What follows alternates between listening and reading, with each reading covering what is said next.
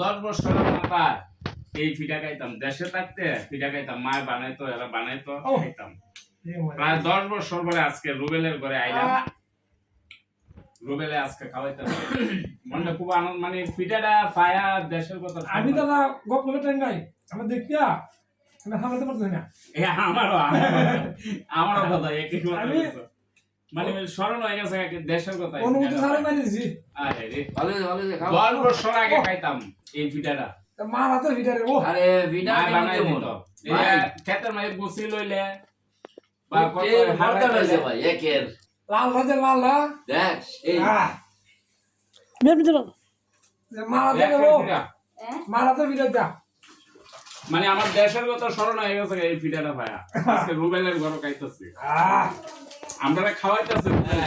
রুবেলের জন্য আপনারা সবাই আশীর্বাদ করবেন, রুবেলে যেন একটা ভালো একটা বউ পায়, ভালো একটা বউ পায়। খাও খাও খাও খাও আমি আছি খাওয়া খাও উঠাইছি আমি তোমরা তো জানো গপ গপ আমি আলি খাও আমি গো বইলা গো আরে তো আরে আমি কমু কি, আমার দেশের কথা স্মরণ আছে এই পিঠাটা পায় বেটা। গো নাই দুটা কাজ বললাম আমি খামু কি, আমার দেশের কথা স্মরণ হয়ে গেছে। দেশের কথা আর বেড়া কইস না আরো চালু করে আনো আরো আনো আর যাও আর দশটা কি কমরে রুবেল, দেশের কথা মনে আছে রে ভাই।